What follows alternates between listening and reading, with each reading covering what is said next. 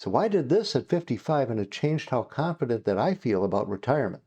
If you're behind and you're thinking that you might want to push it until 62 to 65, well, I think you might need to hear about why retiring earlier just might be smarter, actually, for many late starters. So I'm going to cover these things here in this video, so stay tuned. I have to say, most people assume you have to work longer, if you get a late start on saving, right? So the conventional wisdom or advice seems to be always delay, delay, delay it, right?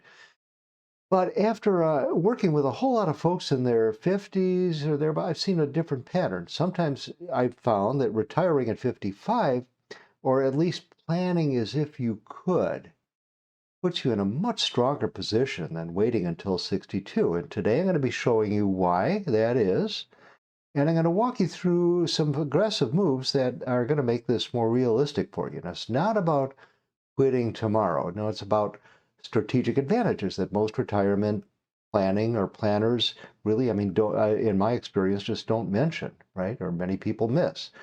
So one of the biggest surprises for late starters is just how healthcare timing works, the timing of it all. Medicare doesn't start until 65. So if you retire at 62, you're only going to have a short 1-year gap to cover with private insurance, right? But planning an earlier transition to 55 is going to give you a longer window, right? A full 10-year window. And that longer runway can be an advantage, actually, if you plan it right. So here is why that is. So with a 10-year window instead of 3, you're going to have more time to optimize coverage. You can use Cobra. You could do that right for the first 18 months. Then you could move to ACA marketplace plans where your subsidies can really, reduce your lower premiums dramatically, right? Lower your premiums. Tax subsidies. That's if you manage your taxable income uh, accordingly and carefully, right? So many people in their mid-50s are going to keep effective monthly costs down or far more reasonable than they expect by systematically combining subsidies, HSA funds, and other income sources. And this is a structured approach that, and if it's done right, it beats the last minute scramble because many people find themselves scrambling right at 62, right? Last minute, trying to catch up and get their plans in order, right? So longer one runway, more time. That's kind of a no-brainer, but you need to manage it right, okay? So let me just talk about health savings account. Powerful tool. Health savings account. HSAs really they have triple tax advantages, triple advantages. Contributions are pre-tax, so in other words, contributions going into the account, you're not taxed on you're sheltering your taxable income, right? And then the growth within it, within the HSA is tax-free, and then withdrawals for qualified medical expenses are tax-free. They're forever tax-free. Think about that, right? And so if you're 55 and older, what you can do is you can make extra catch-up contributions as well. Extra catch-up contributions. This is into an HSA.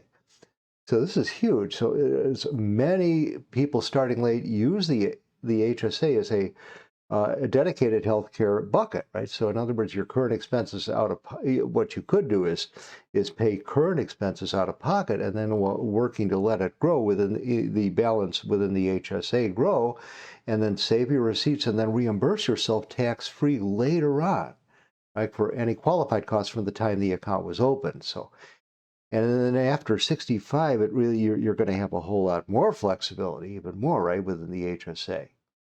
And so that's why some call the HSA kind of a stealth, if you will, stealth retirement account.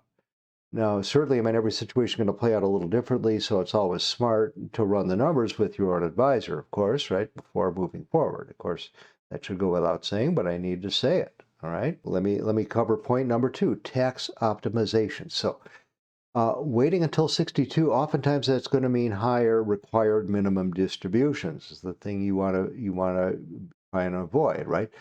So later on, you might be faced with that, right? Higher required minimum distributions, and therefore at that point you're going to have less control over your tax brackets.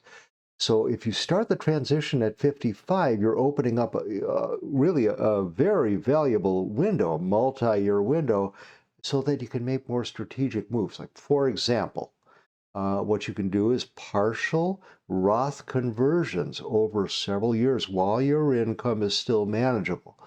So what this does is that it shifts money from pre-tax accounts into growth of tax-free growth, right? Reducing future required minimum distribution and giving you more flexible withdrawal options. Now, so by converting smaller amounts each year, what you can do is you can stay within the lower tax brackets now, and you can avoid larger taxable required minimum distributions after age 73. So you can also time your capital gains, manage your note income, or contribute with Social Security to stay within lower brackets, right? So the whole lot, many late starters in their mid-50s use this period to create a more tax-efficient retirement paycheck. So the difference easily can add up to tens of thousands of dollars or more over a long retirement, especially when you combine it with other income layers. Now, of course, as I mentioned before, every situation plays out a little differently, of course, right? Advisor, always smart to run the numbers with your own advisor. Remember that, right? So point number 3, let's cover that. Sequence of returns risk. I need to mention this. This is the one that keeps a lot of late starters up at night, right? If you retire at 62 and say you hit a market downturn, right, as you're retiring, your portfolio is going to take a bigger hit because you have less time to recover. Yes? So shifting toward retirement earlier at 55 with a more balanced income mix is going to give your savings more breathing room. So one structured income layer that helps here is seller finance notes. This happens to be the area that I've been in for quite a while. It's one of my favorite techniques, or one of my favorite methods. So notes can provide steady monthly cash flow. They're backed by real estate. So this reduces how much you're going to need to pull from investments that might be more volatile, right? So early on. So let's cover a typical scenario that I've seen. Let's say I'm going to throw this out there. Pretty typical scenario. A professional person in his mid-50s can use note brokering, for example, to create reliable payments, or invest in a smaller note and create reliable monthly payments, right, that supplement his other accounts. And this approach has worked well for folks in similar spots, although keep in mind your results are going to vary, right? Qualified professionals, make sure you plan this out accordingly with the right people, right? Now let's talk about Social Security and the break-even math. Now, if you delay Social Security until 70, that can really boost your benefits significantly. This is what I did, by the way. But you need income to bridge those years. So planning an earlier retirement transition, oftentimes that's going to make the math work better because you can use other assets strategically during the gap, right? So many late starters model this type of plan and find themselves coming out ahead. Now let's talk about mindset. So retiring or semi-retiring at 55, you can call it semi-retiring if you got something you like to do or what have you, right? So semi-retiring even at 55 is going to give you more years of good health to enjoy, right? Of course, yes.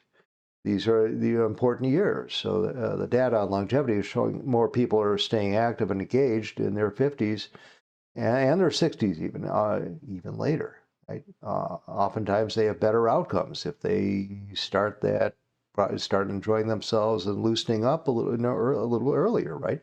So it's not just a financial consideration, it's about, quality of life, right? We always still have the energy. The real key for late starters is layering these moves together rather than picking just one. So when you combine catch-up contributions, tax planning, secured income streams, and then smart Social Security timing on top of that, if you can, 55 is starting to look a whole lot more achievable, right, than many people believe. So I remember myself, when I ran the numbers for myself, it felt kind of daunting. It felt kind of iffy at the time when I first started to think about it, in my own situation. But shifting my thinking from, well, I'm going to have to wait until I started asking myself a better question, right? Like, how could I make 55 work? How could I make it work, right? And that seemed to open up some real options for me, right? It's a matter of shifting my thinking and my, so you're further along than you think. I think it's pretty likely you're further along than you might think. So remember that. So if you're ready to explore these ideas further, check out noteinvestors.com for practical resources on alternative income strategies that fit late starter realities. There's a link down below.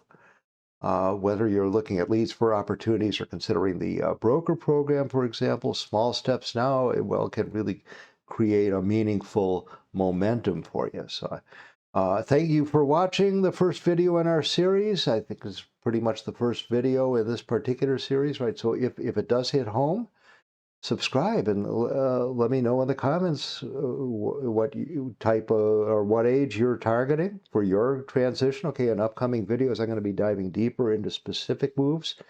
You got this. So I'll see you in the next one. Bye-bye.